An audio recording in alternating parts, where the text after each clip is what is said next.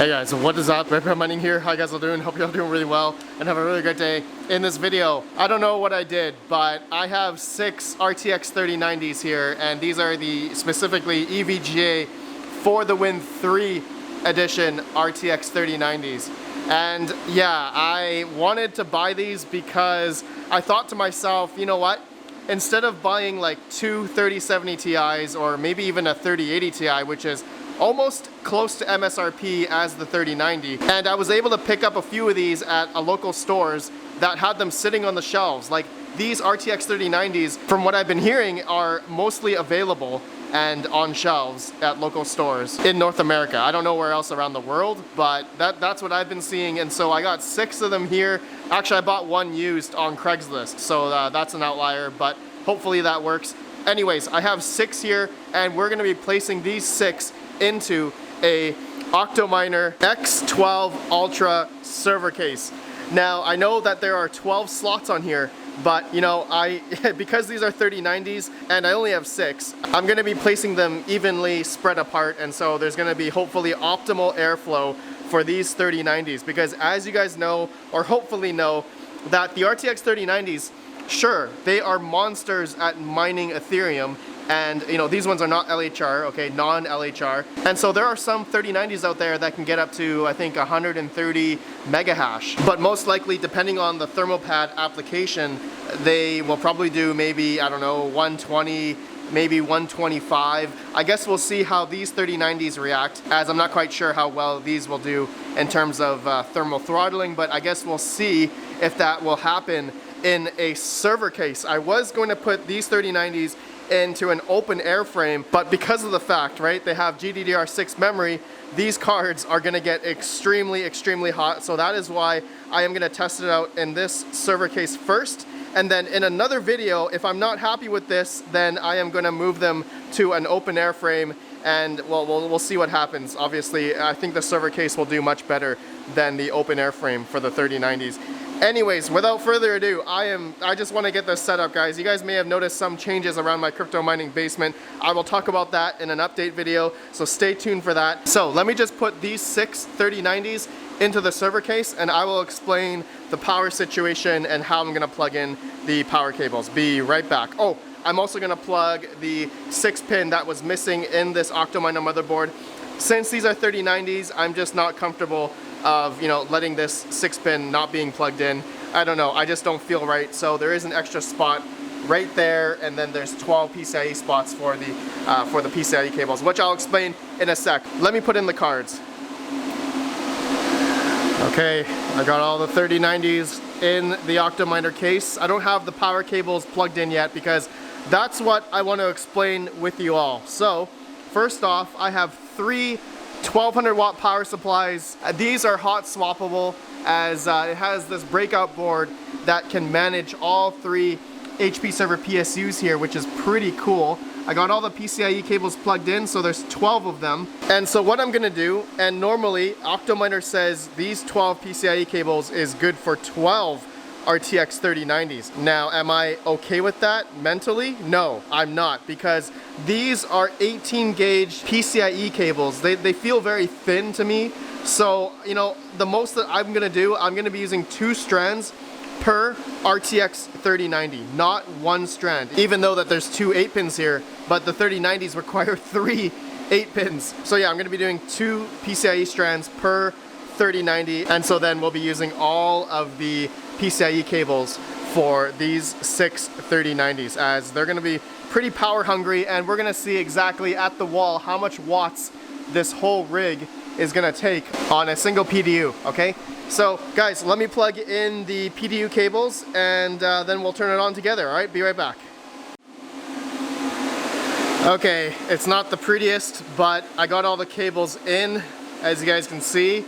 All right, without further ado, let's turn this thing on. And I already did pre-test the OctoMiner case, so I know that it shows up in HiveOS without the cards. So now with the cards, let's see what happens. So let me turn on my PDU here. Okay, and oh, looks like it came up right away. Actually, it didn't come up right away because the other side of the power supply turns on, but I actually had to press the power button, which is on the front here of the OctoMiner case, and then it'll turn on the motherboard. As I don't think you guys can see that it's not on. That's why this one GPU did not turn on. All right, so here we go. There we go. Okay. All right, let's see if all 6 will show up in HiveOS. Let me just smell for any smoke. Okay, I don't smell any smoke. We're good, we're good. But man, there's a lot of airflow coming from these 540 mil like Delta fans. A lot of airflow, a lot of great spacing. So I'm thinking these GPUs will do really good in mining Ethereum, hopefully 125 mega hash each. Okay, let's see if that shows up in HiveOS.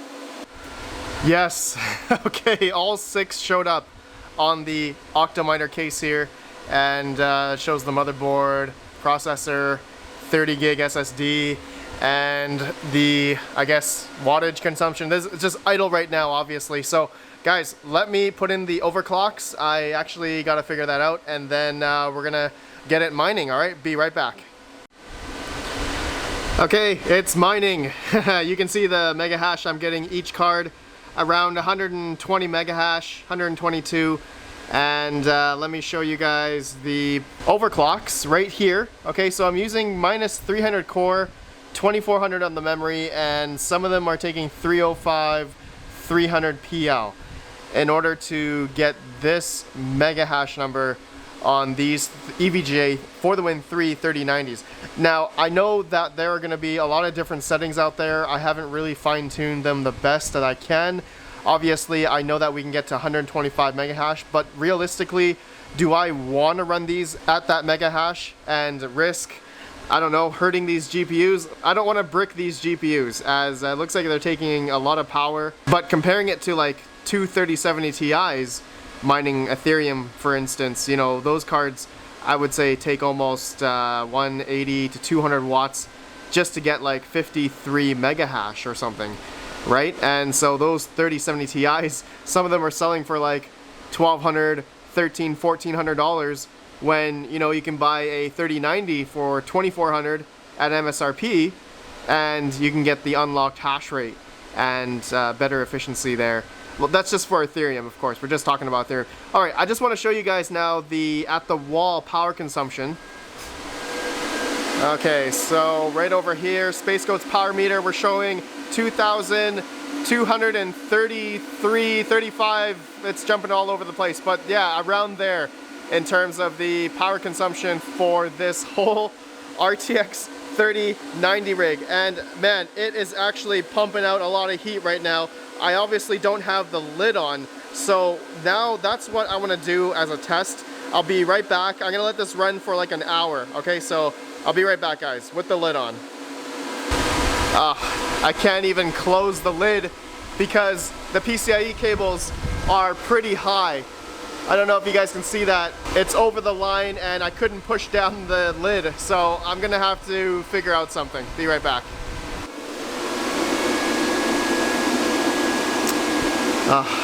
That really sucks.